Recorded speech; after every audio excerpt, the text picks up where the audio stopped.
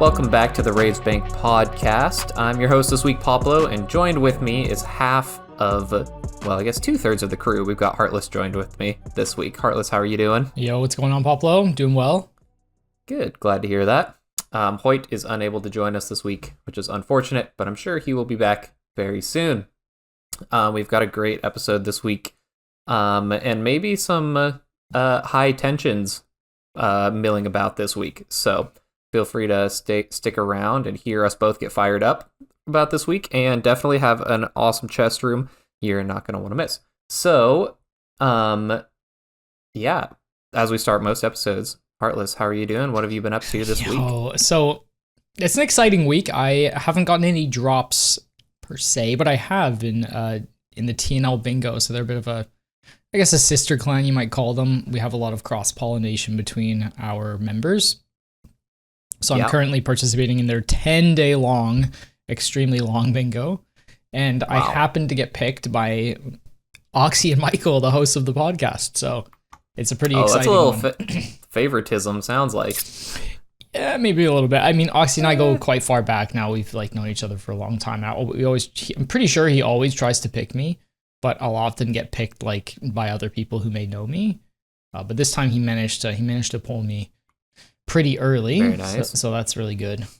And it's been fun so far. We're only on day 2. It started yesterday at 7 a.m. for me. I know they're so nice they're so nice to the Europeans.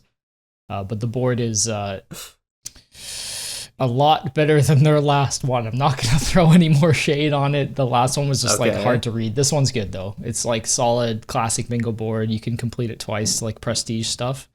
So overall, I'm a big fan of it. So it's after you complete it once, then you get to prestige up and complete it again? Yeah, or that's the does idea. The things change? No, yeah. So you basically, let's say it's Zami unique. You can complete it twice, and the second time is only worth half points. Gotcha. Do you have to finish the whole board before you can? No, you can just do it at prestige? any point. We've done one like this in RaidsBank before, and it's a really good way to keep the end of the bingo exciting because people still have a lot of stuff to go for. Sometimes if you do a classic board and a team gets too lucky, you can black out early and then there's nothing to do. So this is a great way to fix that problem. Yeah, because then you got a double blackout. So yeah, or at least it gives you the opportunity. But there's 17 teams. Each team has 20 people. They have crazy big bingos because they have a huge clan. So yeah, that's quite large. Yeah, it's nice to get to meet a few new people and get stuck into some tiles. I haven't PVM'd much in a while, so it's nice to get back to the variety, even though I've mostly just done Zolver and Whisperer, but it's what it is. Yeah. You know how well, it that's goes. the beauty of bingos, right? Is that it makes you do stuff that you normally wouldn't be doing on the account. That's the idea.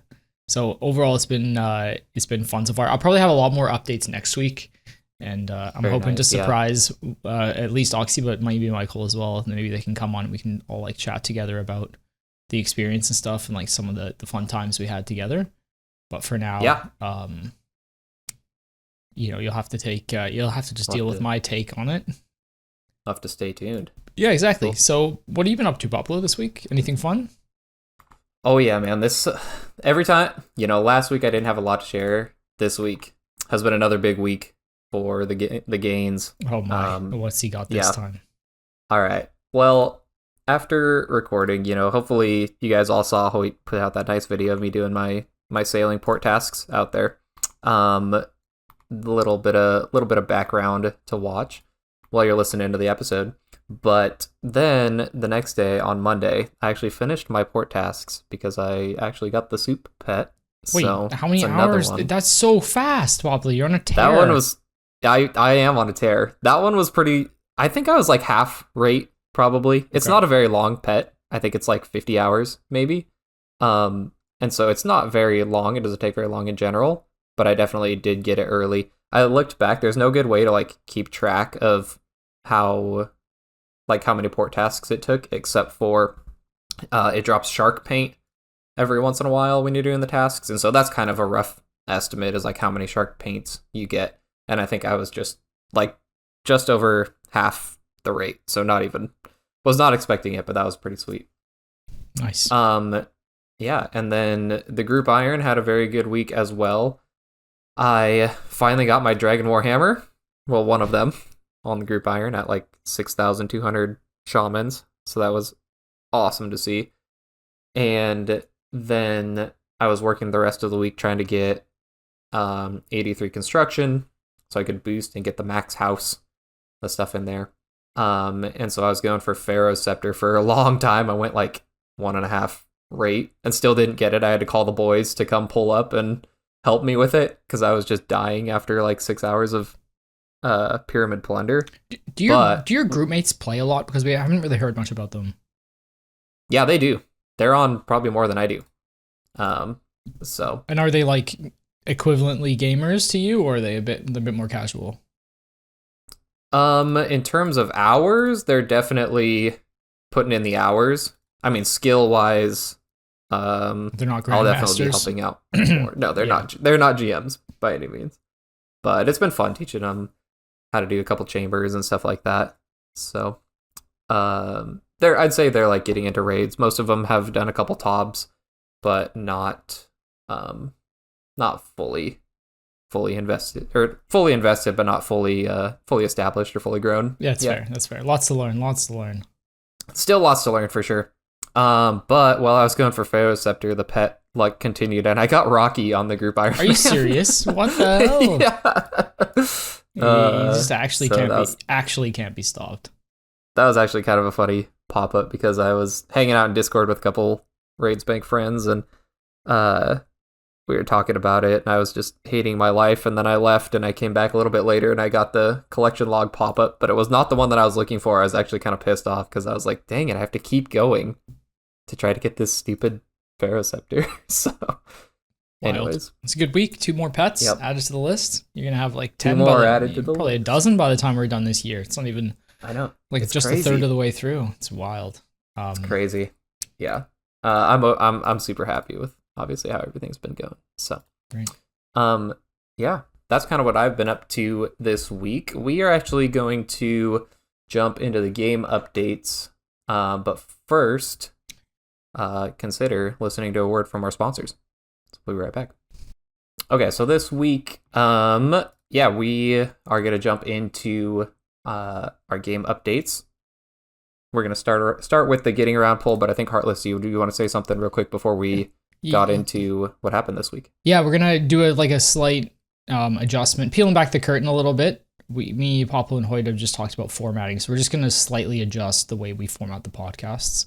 So we're going to do our updates, then we're going to dive right into the meat, and then at the end we're going to save all our clan stuff or Discord stuff. So, stick around if you want to hear all that. It's not going anywhere. It's just been moved to a different section of the podcasts, and I think it's going to help us with consistency mostly. So, yeah, just a little peel back at the curtain. So if you're wondering, where the hell are my updates? I got Radiant Oathplate this week. If Pump Flexin is in your DMs, asking, oh my God, what's going on? Then, you stick around for those at the end. And you'll get to hear all the cool clan achievements and things like that. So yeah, we're going to dive into the meat of it. So back to you, Poplo. What's on definitely. The menu this week? Pretty small update. Oh my God. Well, for the first one. Before we jump into anything too big, we got a very small update. This is just continuing the getting around poll changes. So not going to tease what the meat of the episode is going to be, although you guys probably already know. But just a couple things to note from this update. You can now recollect your perfected Quetzal whistles, which I didn't even know that, like, if you lost them, you couldn't get them back, apparently, or something. I also just found out you can recollect your Divine Rune Pouch if you lose it from Purdue. Wait, really? Yes, 350k. You can just buy one from Purdue. Buy a new one? 350k. Wait, so now you can use it in the wilderness if you want to. I mean, it's a lot of money, but if you're like pet hunting or doing a bunch of stuff and 350k is not too much to you and you don't die often, or you're a PKer, like, it's so good. Can't believe it. Yeah, that's so worth it. So just wanted to give you can also buy, if you don't know, you can also buy imbued versions of any cape as long as you have one of them. Yes, that one I think I did know. So if you have the Zammy cape done for the quest, you can go and buy the other 2 from Purdue. So you don't need to complete them all. Oh, you can buy the other ones. I'm pretty sure because a guy on our bingo team did that this week. I know you can buy the one you got for sure, but he was like, oh man, I didn't do the Sarah and the Guthix one, and he just picked them up. So Oh, Very cool. interesting. Yeah, go check those out. Okay, a little bit more noticeable update. Heartless, I want to see how you feel about this one, but the minigame teleport menu has been moved to the spell book. And so now there's a little symbol, a little red symbol for your minigame teleports that's on every single spell book. I know all about the little red symbol, don't you, Poplo? I'm pretty happy with the update. I think it looks it's at least you know where it is now. Even after playing 10,000 hours, I still had to search to find the minigame hub. I still can't tell you where it is. Oh, it's still there. It's under grouping, clans, and then you have to go all the way to the right. But it's not intuitive at all, and now it's a lot better. Yeah. I still think it's insane that there's. Wait, you're against this? I'm not against it. I just think that I was confused by the symbols when I opened it up. They made new symbols, a new interface for teleporting to each place, which I think it looks cool. But I just wasn't ready for that. It's a little bit a shock factor to me, because then I know right where Castle Wars and Ferox Enclave and stuff is, just in the normal drop down, but I was like, dang, where is it? I had to go through and look for where it is when you click on it now. Okay, I have a question for you then. Okay. I guess it's about this drop down menu. There are things on here that you can't teleport to because it's a bunch of mini games and stuff. Shield of Arav is on there. Shooting Stars is on there. Sorceress's Garden is on there. Theater of Blood is on there. You can't actually tele to these places. So right. Did they put them on the new one or no? Or is it just the ones you can actually teleport to? Because I haven't checked yet. They are not on the new ones. So only the ones I think that you can teleport to are on the new ones. There's no Theater of Blood. There's no Shield of Arav. They're not on the new ones. Okay, so that's better then, because it never used to be like the old one. You're like, oh, I didn't know there's a menu game teleport to Shield of Arav. That's not real. It's just on there for some reason, and I don't really know why. It's not even a mini game. It brings you into a clan chat, I think. Okay. It lets you join a CC. Oh, and so if you're trying to find teams, it's just grouping. It's not just for teleports. I see. Right. Yeah. Okay. Yeah. That's actually. I don't know who. I wonder what the people are saying in the Theater of Blood one. I wonder what that one's like, just to hang out in the. I don't know. You can in the chat there. Why don't you go check it out, Poplo? Master. I don't know if I want to. Okay. I don't know. You never know what you're gonna find in there. So. Anyways, and then they added 3 more teleports to those that they didn't have before. To Bounty Hunter, Max Ring Mixology, and the Sorcerer's Garden. So there's a few more new teleports. I don't even know where the Sorcerer's Garden is, I'm gonna be completely honest. But the Mixology one's pretty good. And so they added those new ones. Next up, they added yet another update to the pop-up list of level up unlocks. And I feel like this is their third change to the list. We talked about it on here last week, where they have a new little sparkling thing, a new little flashing thing in your skills tab when you level up. But they did another update to this where you can now change your notifications for what you get in your game box. You can now either just get the level up message, you can get nothing, or you can get the level up plus the new unlocks that you get for that level. So now there's an option for all 3. They just keep adding to it, and I just have it set to the normal thing because I like it. Just hit space and you can see the things that popped up in your. I was gonna say, because we're both maxed on our main accounts that we play, you've got to fiddle around with this on the groupie. Yeah, I did. The thing that I didn't like about the previous update is your skills tab will continually flash.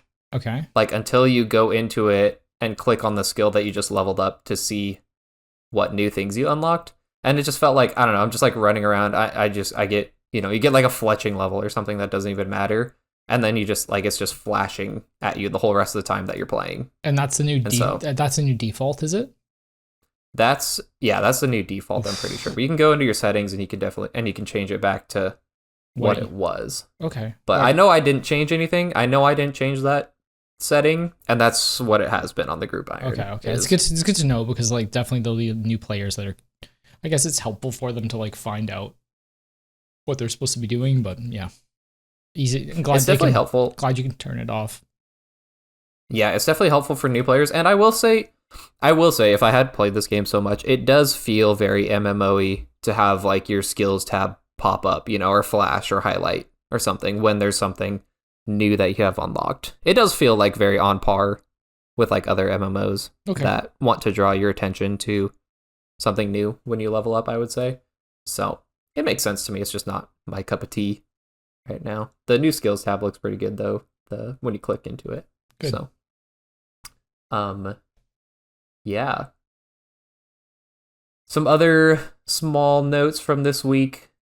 There's some sailing tweaks nobody cares about. We're gonna skip over those if you want to go read them. Hoyt's not here, so I get to do whatever I want. At this point, the sailing ones they're probably pretty minor until they come out with like the next Barracuda trial and stuff. Yeah, or until they rework ship combat or something. Yeah, that's probably gonna be next, right? Hopefully. I think that was next on the roadmap. Yeah, they wanted to bring that. I thought they said like February is when they wanted to do ship combat before they got into some other stuff, but I guess they're still working on it.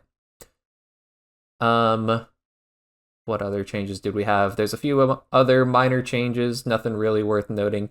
The last thing on here is in celebration of the Easter season, there's an egg decorating contest going on. So all you artsy people out there that like to decorate eggs, there's 3 categories for egg decorating.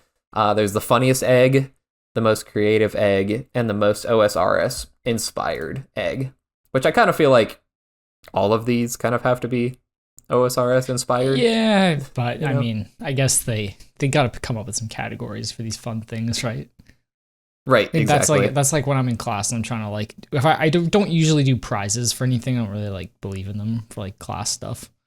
It's like a bit of a philosophy. Like I don't want to bribe children into being good with prizes, because then they won't, listen to the rules when they're. That's like the main philosophy. So if you bribe a bunch of children with like a pizza party to behave, then as soon as that like incentive's not there, they're not really going to care about it.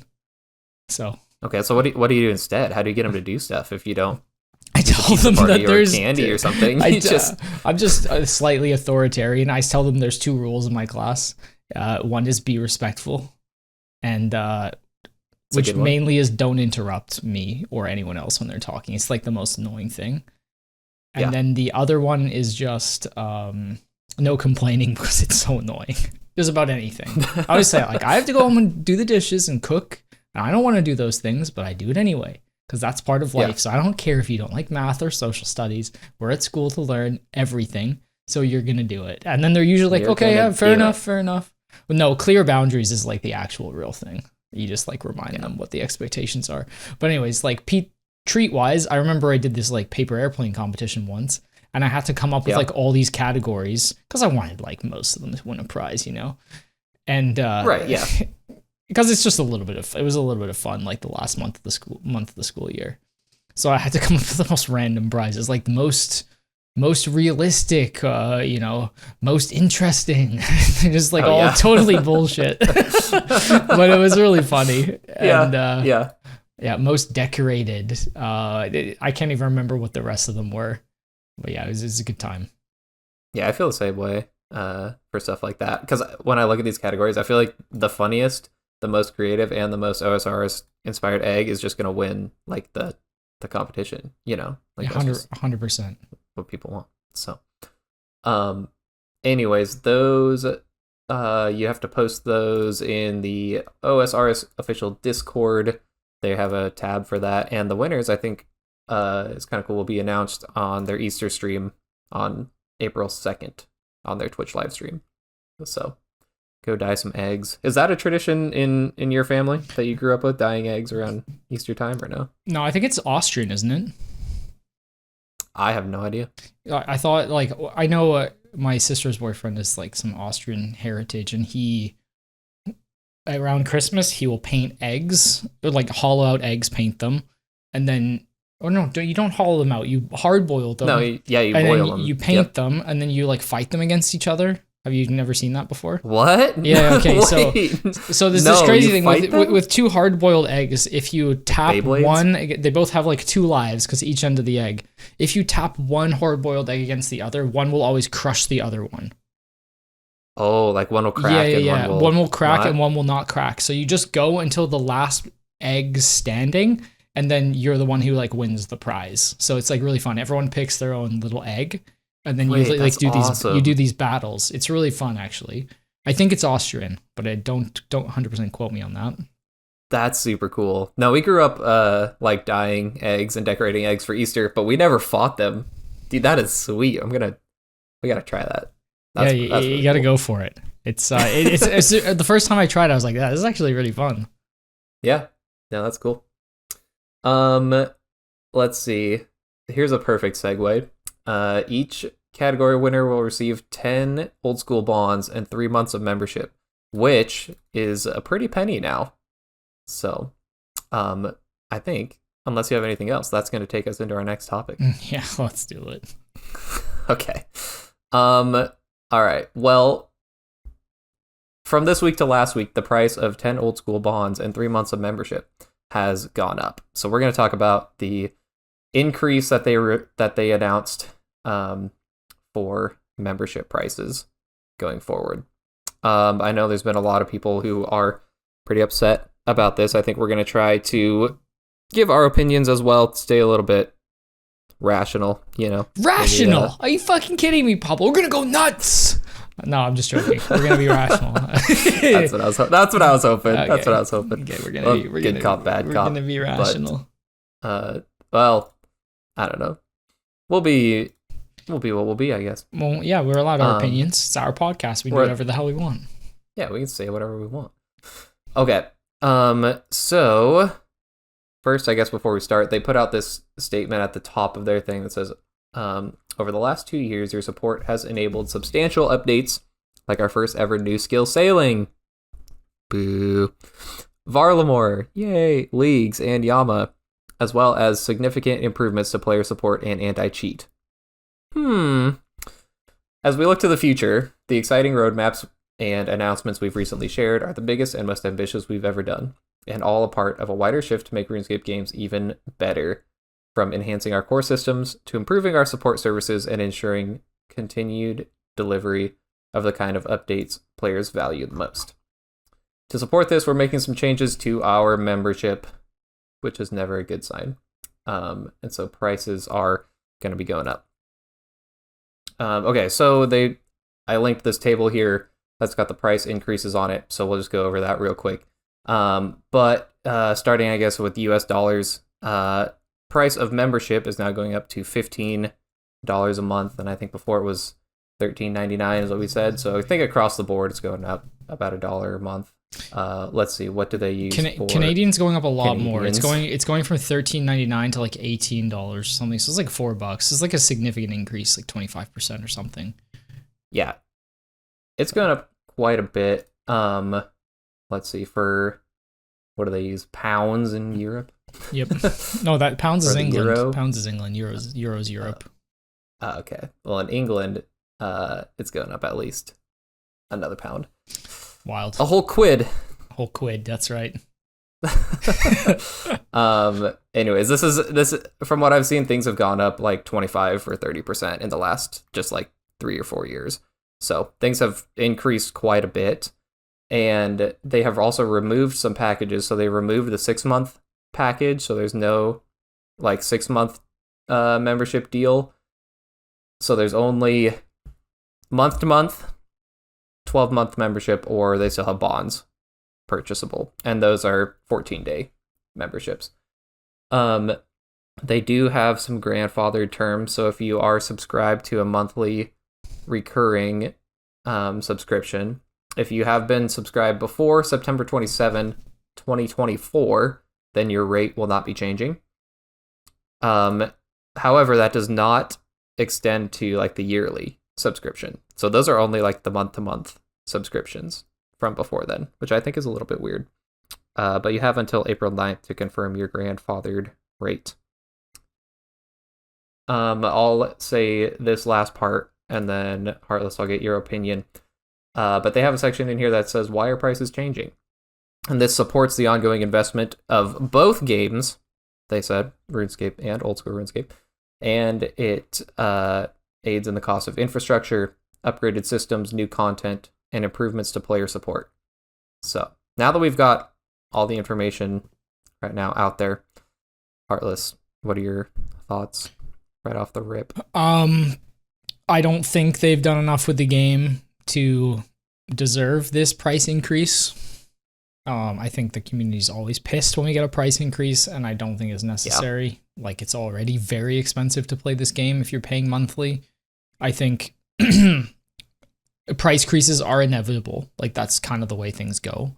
And I can accept them if there is enough to make it worth it. So some of the things that really stand out to me are, number one, and this is really my main point, it's you have to pay for each account that you have instead of other games which are equivalently priced to like World of Warcraft, where you just pay for an account and then you can have as many accounts. Sorry, you pay for like a big like Blizzard account, and then you can have as many subscription, and then you have as many characters as you want. So the problem right now is many people have like a main and an Iron Man, maybe an alt. You're paying for 2, 3, 4 different accounts for some people, and that's, you know, costing you $15+ a time. It's so expensive to play the game.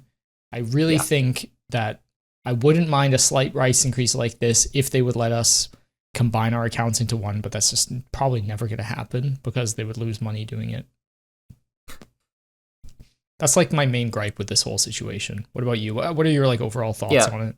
No, I agree that it feels worse than just like $1 or $2 increases or whatever across the board, because it's like, all the other accounts that you're using or paying for, I mean, you're paying either with your real money or like in-game time, which I guess, you know, time is money. So it is, you have to spend more time making more money to pay for it. I think that is, and the thing that I have, you know, you said that's your gripe. My biggest gripe is that they said that this supports investment in both games, RuneScape and Old School RuneScape. That's bullshit. And that pisses me off. Of why do we have to pay for RuneScape 3 devs and stuff like that? Like, if their game is not doing as well, you know, we like rejoiced with them when they killed off microtransactions in that game, but nobody knew it was going to come back to bite all of us in the terms of membership price increases. You know, like, I would have said screw them, let them have their microtransactions. Like, if I knew this was going to happen, like, they'll let them figure it out over there. So I think that's the part that upsets me the most. I also think this is still going back to, like, if they didn't spend 3 years working on sailing, then like maybe sure they would have more content and a little bit more deserving of the price increase. I give them a pass with sailing because it was a good attempt. You know what I mean? It still hasn't come to fruition, and we're still kind of yet to see where it's going to land. But at least they're trying something exciting, something new. They put a lot of development time into it. Sure, maybe it wasn't worth the development time, but I don't know. This is such a tough one. And the worst part, did you hear about Hoyt talked about it last week, but this 12-month change that they did from Premier to 12-month? Did you hear about the controversy? Yeah, that there's no longer like a Premier membership thing, but they renamed it so that everything would be, I don't know. Like, so this is what happened. Swept under the rug. This is how it got swept under the rug. And Hoyt literally called it last week. He's like, this is greasy. They're going to do something greasy with this. And they did do something greasy with it. So they used to have this Premier membership, which is basically 1 year. And you have this, whatever the rate is, like $80 a year. Let's just pretend. Because I don't actually know the rates. I haven't paid for it in a while. So what they did is they changed it from Premier to 12-month.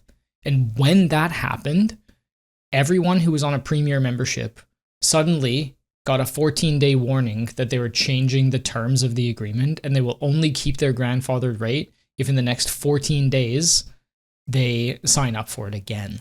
So basically what happened is a bunch of people who were on the Premier membership, if they didn't get that notification or like accept or that they were going to change over to it, and then they lost their grandfathered rate. So now they have to pay like whatever the current rate is, which is insane. It's so greasy.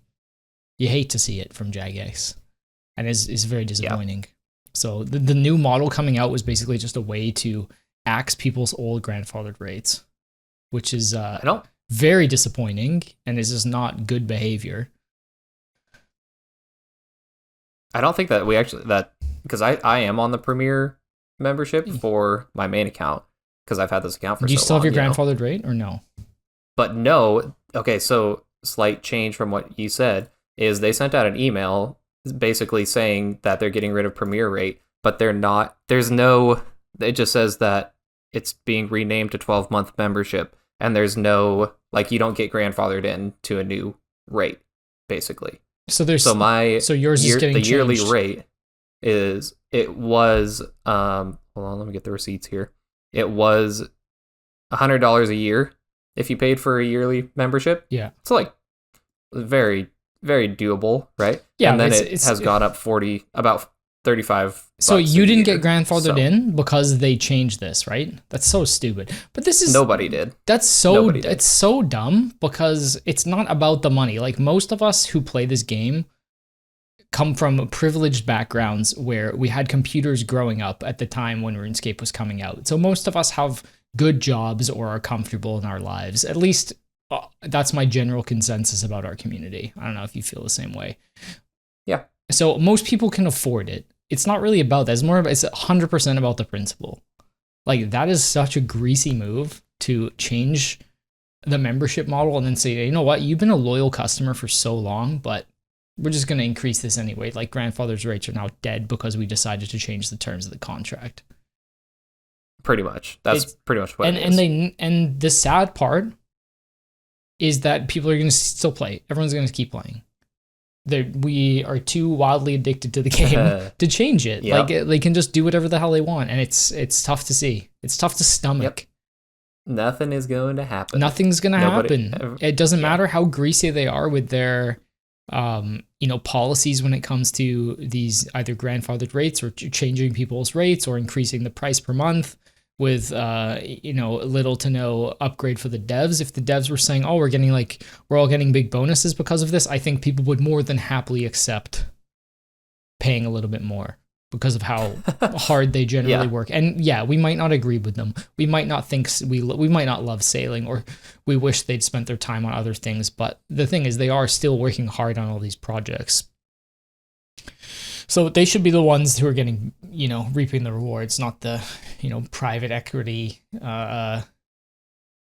owners who are shipping around Jagex every, 5 years or so, which is what's been happening recently. They just pump it, dump it, and then move on to the next firm, and then they do the same thing. And it's kind of sad because the people who deserve to get the increase don't, and then the players suffer, and we keep playing because we love the game, and that's the reality of the situation.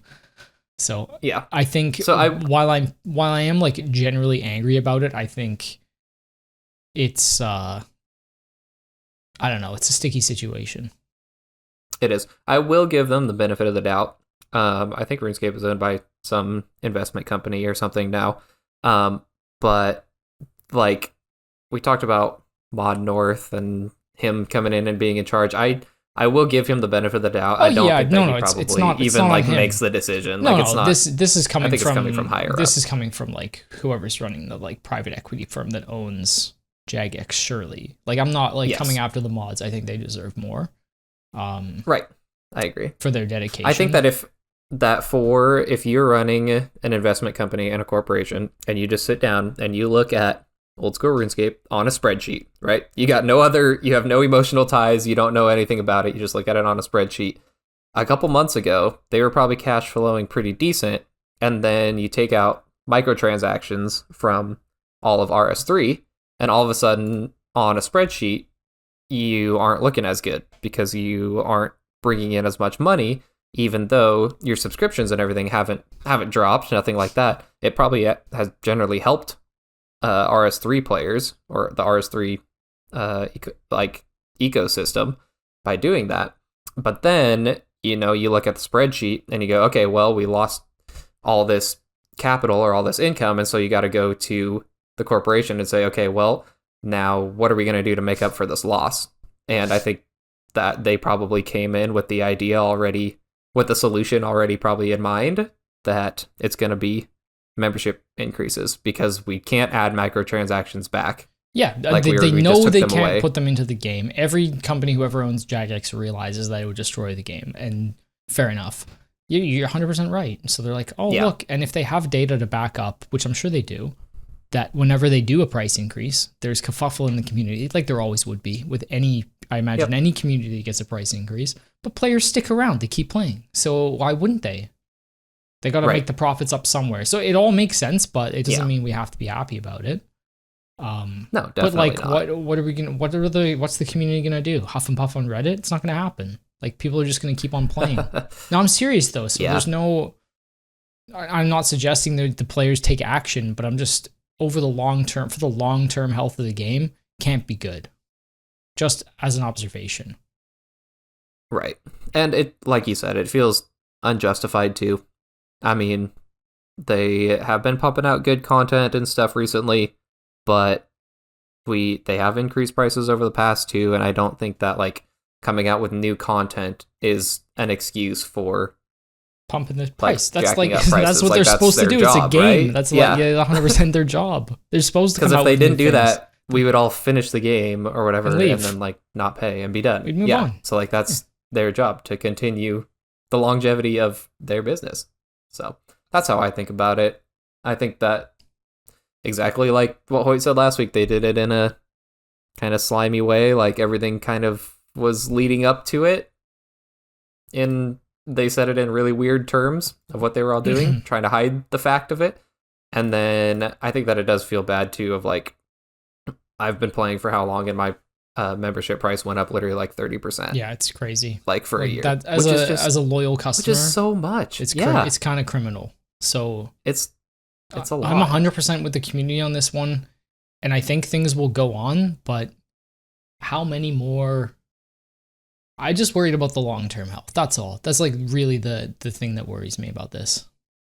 Yeah. What's the game going to be like in, will it survive 10 years? I mean, probably, but it's hard to say. Yeah, they did say that at the blog. They said, this is a long-term future-oriented goal because we just celebrated 25 years of RuneScape and we want to celebrate 25 more. So, and if that's the case, then they're going to just have to be careful about how they treat the player base. And while I think this one will get swept under the rug, like it typically does, how many more can they pull off before people start to actually get pissed off? Right. And that's kind of the question I don't have the answer to. And I'm sure. I think we are nearing the point. Because like after, a little prices of everything have gone up just in general, which, okay, we expect that. But the same is going on in our lives. Like things are expensive right now for everyone. Yes, exactly. And I think it's just adding more stress. This is something that we're not going to see the direct effects of, right? Like, we better get darn good freaking customer support and better get some great content getting pumped out from this, but it's not going to change anything. We both know that. It's not going to the mods. It's not going to the devs. We know it's not going to happen like that. So. Yeah, it's disappointing. It's going to the investors, which is like the one person we do not want the money to going to, and the one person that we do not want to pay for. Like, I think the player base would be happy to, pay if it meant increased quality to the game or increased quality to the, devs' time or hiring more devs, things like that. But yeah, I think current pace not looking so hot. I don't think the devs get paid like super great. Yeah, I don't think they get paid horribly, but I don't think they get paid great. But I imagine because it's like an older game, right? So if you're working on RuneScript, you're not exactly, industry leading coder. Yeah, and I do feel like, I don't know how it is now, but I feel like when I've listened to maybe interviews or something from mods or from devs, like when they started there, like they seem to typically start out there as like a passion project or a labor of love. Like, oh yeah, I played this game a ton growing up. I love it. I want to work at Jagex. They offered me a position. Like, it's not 100% about the money. Yeah, I've also heard from I remember Matt K talking about in a former, I guess director he said like they get paid fine for the areas, like not horrible. So I don't have the numbers in front of me, so it's hard to like. I know that's a bit of speculation, but we're allowed to speculate a little bit. A little bit of speculation's fine, isn't it?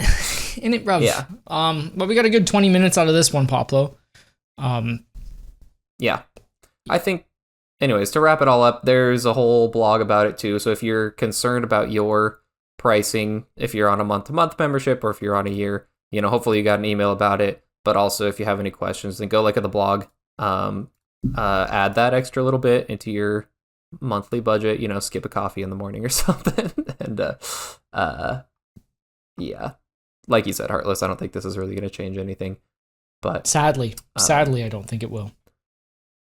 Sadly, but also I think we should still let them know that it's like not okay. Yeah, I 100%. The way that they I 100% agree with you. It should not be acceptable, but unfortunately, the game will probably just go on as is.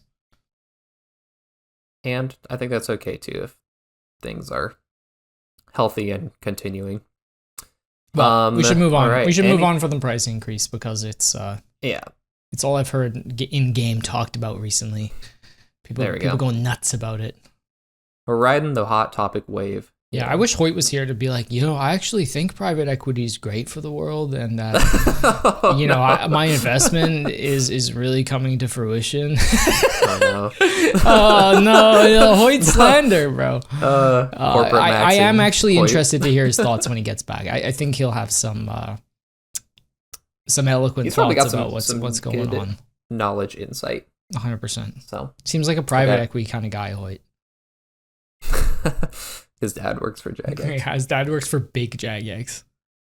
Big Jagex. Gonna hack your account. Okay. So, all that being said, I guess now, like Heartless said, let's hop into the clan stuff. So, if you made it this far into the episode, then consider coming to join our clan. Our Discord will be linked in the description. It is RaidzBank and also our in-game clan too. It's RaidzBank, RaidzBank, no space in game. All right, well, Heartless, you already alluded to this first one, but we got a shout out Pump, I guess, for the second time. On this episode, he finished Radiant Oathplate in like 8 contracts. I don't know, it was like super fast. Every 2 seconds, he like was knocking them out. So it seemed like light work for him. Light work. Light work. Congratulations. There you go. Not light work. He did tell me he took over 100 contracts to get the prayer one done. Huh.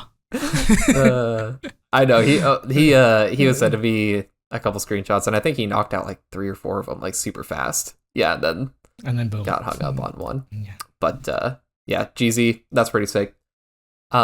We've got a couple of enhanced this week. So Ryan got his enhanced weapon seed on the iron. And Tanko Styles also got his enhanced on the iron. And then he got another one. So he's got 2 of them now. So congrats to you guys. We got a bunch of pets this week. Big Bad Ape with the Dom pet. Wilbur got his first pet. Another one for the beef log. Adding one to beef.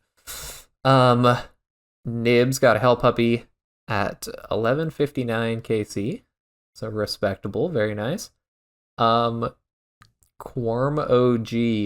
Did you see this one, Heartless? This criminal post? It happened this morning. 32,000 XP. Got soup. Yeah, that's impressive. Yeah. That's so big. Dude, that is hilarious. That is awesome. 30,000. I know someone in the clan got it on like 4,000 experience on like the first or second quest. Soup being the sailing pet. Like crazy rare from these situations. I love seeing rare skilling pets come in like super early for people. So fun. I think it's a friend of the clan, Philip. I think Phil got it on like 7,000 XP or something. I don't remember. That's outrageous. But yeah, crazy. And then Captain Dabin pulled the Hubert pet on around 190 kill count. So pretty cool. I think that's a very, very cute pet. I like that one a lot. That's all we got for clan shoutouts. So Heartless, do you mind if we hop into a little early chest room before we Oh. get into Patreon stuff, because I think you guys are gonna want to hang around. An and stay, early chest room. This is new. Yeah, I'm up for it. Okay. All right. We will hop in the chest room and we'll see you guys on the other side.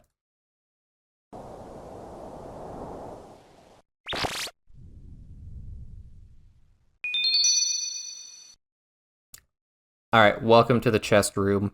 It's still my week for chest room. So, Heartless, I got a question for you before we start.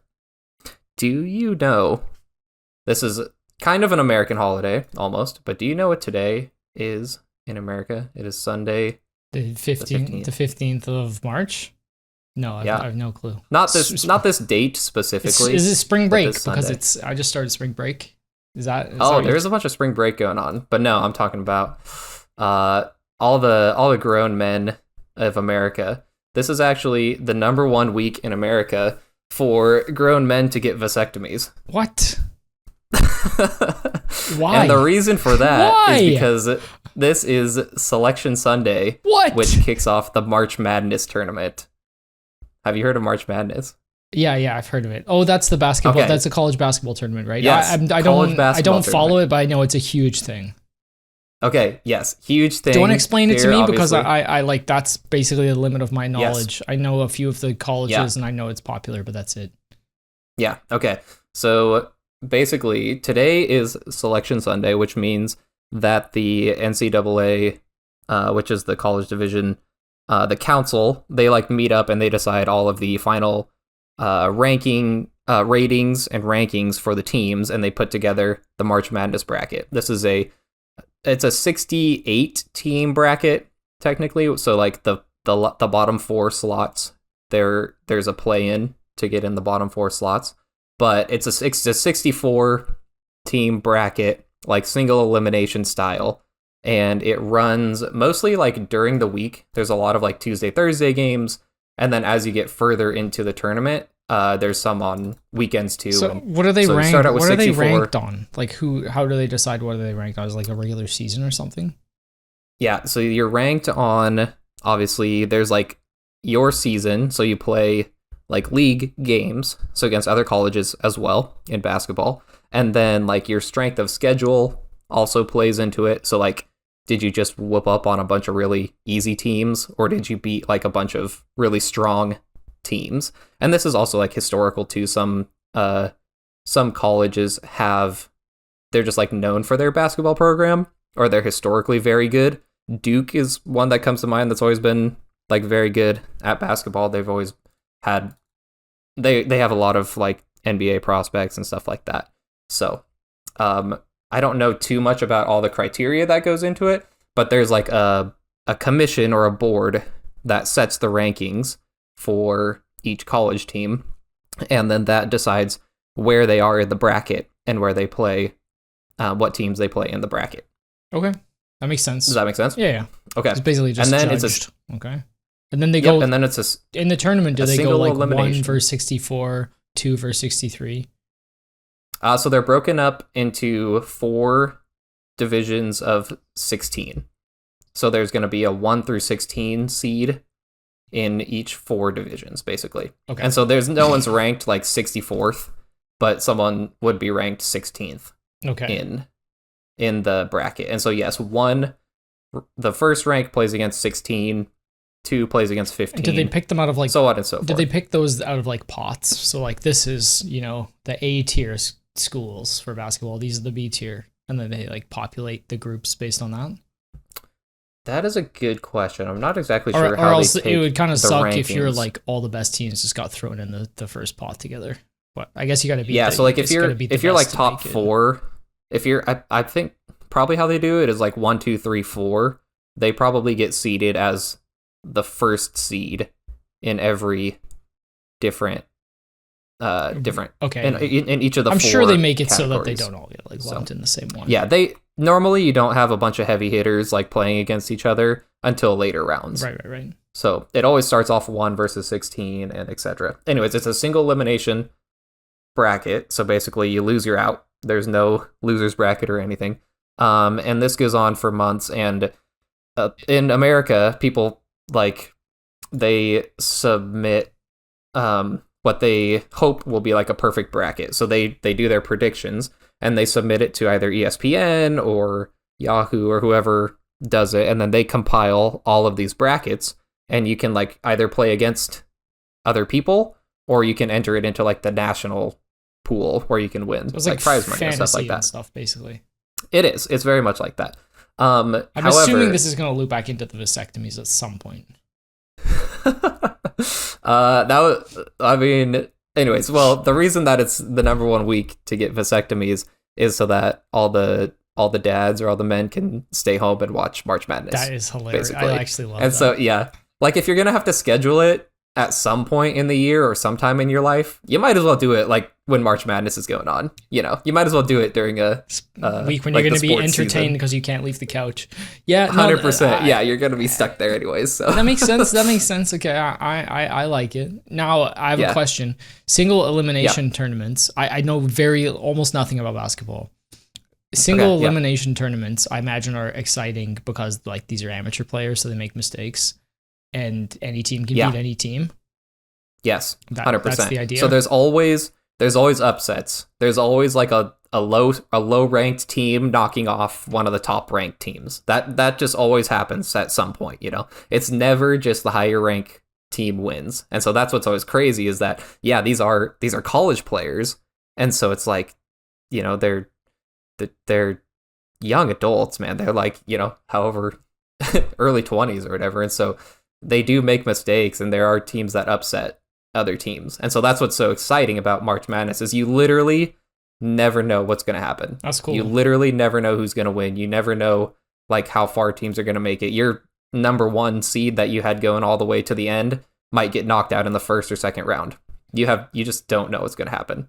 So every game, and there's like tons of games going on all at the same time because they have to play like 32 games for the first round. They have to play 32 games within like 2 or 3 days. So there's games going on all the time. That's cool. So you can multi-screen all day. Yes. And what's actually really funny is if you watch, if you like stream it on ESPN or something, if you're on like your laptop or something like that, they added they call it a boss button. So if you're at work and your boss is like rolling by, you hit that boss button and it pulls out like random graphs and spreadsheets to make it look like you're working. That's so funny. Which is so hilarious. God, that's too good. Yeah. Okay. That was a very long intro, but you get an intro. You get the gist. Okay, I thought we were just chatting about this because you want my take on basketball. No. Okay. I do like it. Anyways, what I'm thinking is I want to do a RaidzBank March Madness bracket challenge, not for basketball, but for RuneScape bosses. I think this would be okay. I like it. It'd be super cool. I like it. Yeah. Okay. Now, so, who's getting the vasectomy? You or me? Oh, jeez. Maybe someone else will volunteer for us. So if there's any listeners out there getting a vasectomy, then please let us know so we don't have to. Actually, you know what? Hoyt's not here, so we could just volunteer. Okay, Hoyt's getting a vasectomy. There we go. It's decided. Well, we're going to do it live on the podcast next week. Oh my god. Yeah, my god. This is not where this is supposed to be going, but we're fine. Okay, so shout out to my wife because she helped me kind of put this all together. But did she pick based on the looks of the monsters? No. So she didn't put together the bracket or anything, but helped me figure out like how we think that I want to run this. But kind of what I'm thinking is I have made a list of the top 32 bosses in RuneScape, not 64. So we're just gonna go with the top 32. And they are ranked 1 through 32 just based on their combat level. Okay. So no other stipulations, not how hard they are to kill, nothing like that. Just based on their combat level. Okay. That seems like fair though, right? That's surely what the panel would decide. That's what I think. Yeah. Actually, okay, I'm going to send it to you so you can look at it. All right. And then I will post it as well. But let me send this to you on Discord real quick so you can see it.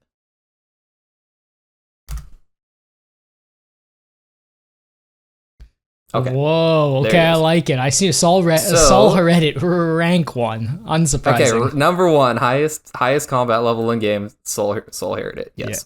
Yeah. Okay.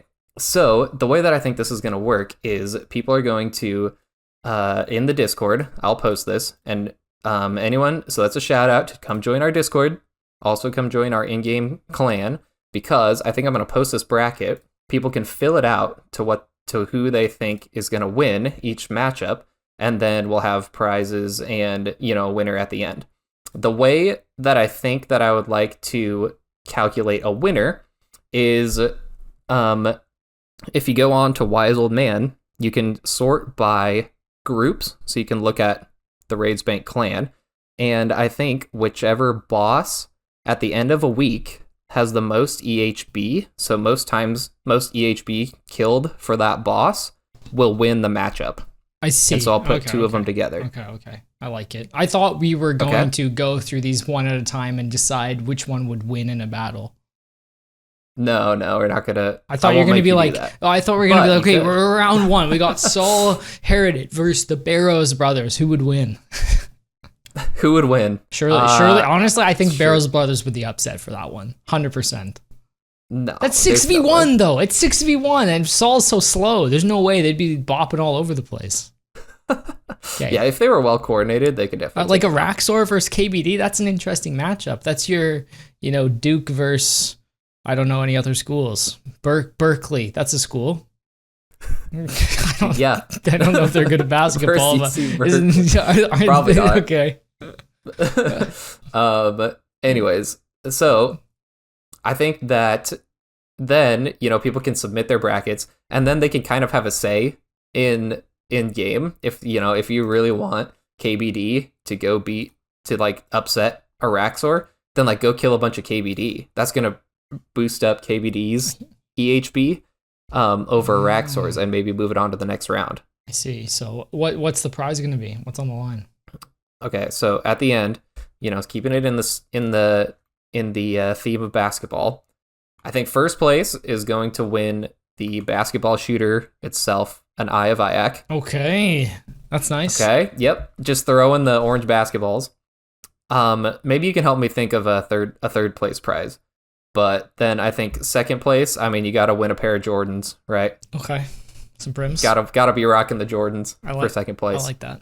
And third place, I don't know, I was thinking maybe a bond or something like that. No, come on. What do basketball players wear? Let me think. I'm the one who never plays basketball. I don't know. So pick a jersey or something. Or no. What about a headband? Isn't there a headband or something that we could use? There's a headband, but I don't think you it's in a black worth headband. anything. It's worth 1,800 gold. Congratulations. There you go. Worn by me during a podcast. How about that? Ew. All nice and sweaty. And then I think that we'll give the bond to. Okay, we'll think of a third. We will think of a third place prize, but then I think second to last place will win a bond. So you can't just try to tank it all and get last, but I think second to last. So for being the actual worst bracket. For being the actual worst without, just trying to ruin your chances. Okay, I'm down. I think we'll also win a bond. So, I think I will post this in a channel, and then people can fill it out. I might have a link to maybe just a spreadsheet or something like that you can make a copy of, and then either post it or send it to me. So are we are we doing ours live now or no? Is that the idea? I don't think we have to, unless you want to. It'd be kind of fun. It'd take a long. Take a damn long time. It would take a long time. Let's save it. Okay. We save it. We'll save it. Maybe we'll post ours or something. But, anyways, I think that would be super fun. Get people in the spirit of going out and maybe killing some bosses that they don't normally kill. Yeah. Just to try to getting into this. Try to move your underdog to the next round. Getting into the spirit of getting a vasectomy. Poplo, you really got me. You really got me with it. I thought that was the whole point. I was not sure where you were going with this story, but I'm glad it went into basketball. Many turns. Yes, many turns. It's all connected. Okay, well, this is fun. I'm excited for it.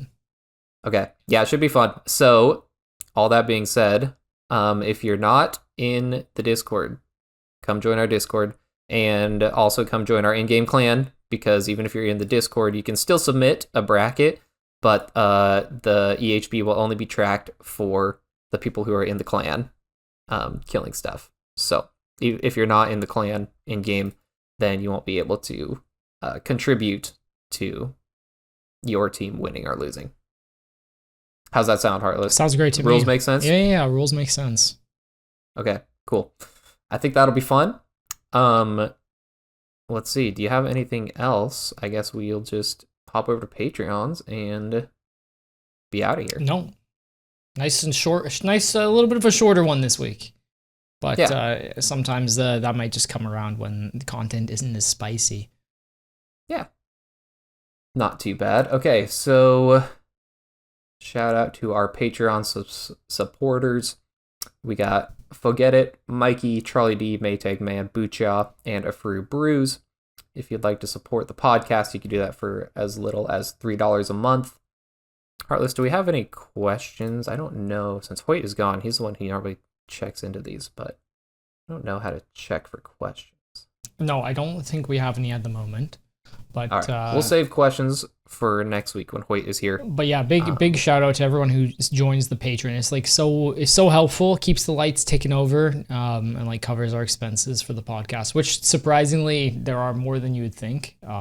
Just like all the software and uploading fees and paying bribes to other podcasts to not badmouth us, stuff like that. Yeah. It's there's a bit to go, so we like really appreciate everyone who signs up to the Patreon and helps us out with that. So thank you, everyone. Yeah, thank you guys so much. Really helps out here. All right, you got anything else for this week? No, I don't think so. Actually, you know what? I do have a story. I'm gonna throw it out for a D&D story because it's been a while and we've been pumping the sessions out at school, and I feel like it's time for an update with this group. Okay, give us a little chest room to the chest room. Yeah, the chest room to the chest room. Okay, so basically, I play D&D. I'm a school teacher. Most people know this, like elementary. And I have a D&D group. We run it on Fridays, mostly for kids who like don't have a little bit of a hard time socializing, or they just look like nerds. You can tell. A nerd can tell. So we have a really good group this year, but they're very, very different. In the past years, kids are like usually quite good. It's like good-hearted about stuff. But these kids, not so much. So I'll tell you what they did. So first of all, they were sent, their like opening hook was very simple. It was, they got hired to take this cart from town A to town B. Okay, so they're going to this town. I'm using like the Lost Mines of Phandalin or something. I can't remember. Phandelver, whatever it is. I'm using like a rough story hook, but I'm switching it up as I go for them. Okay. So they're trying to get to town B, which is by the coast, and drop off these supplies, and they're going to get some gold, and there's stuff going on in the town, and then they're going to find mines into the Underdark and try to get rich. So that's the whole like overview of the plot. So this dude hired them, this dwarf, I guess he would be, and they're going along. They've never played D&D before, so this is all new to them. And they come across on the road, they've traveled for a couple of days, and they find a cart that looks exactly like theirs, and they knew their employer had gone ahead of them, and his cart has been baited, so it's obviously his cart. There's like, I leave little clues around, they figure it out. They get ambushed by goblins, and then Classic. They find a trail that leads all the way up the hill into the mountains. So it's like, this pretty obvious. What do you think's happened here, Poplo? Someone got captured. Yeah, exactly. So most likely they got captured, and that's like kind of the idea is they got to go into these caves, and they're gonna find, depending on what they choose, there's a bunch of different things. Like I had an ogre trapped in a cage that was gonna help them out with the fight if they wanted, but they weren't interested in that. They ran all the way up to the cave entrance. They defeated the guards. They crossed a river that took them 2 days to cross. Like it was absolutely horrific the way they crossed this river. They chopped down an angled tree. Oh my goodness. They made it way worse. They accidentally, one of the boys cast an ice spell and slicked up the tree, and then they were falling in. It's very bad. So they take them. It takes them probably 3 weeks of sessions to make it to the cave.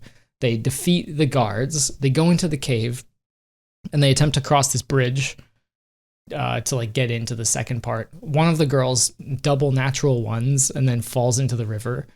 So they go all the way back to save her.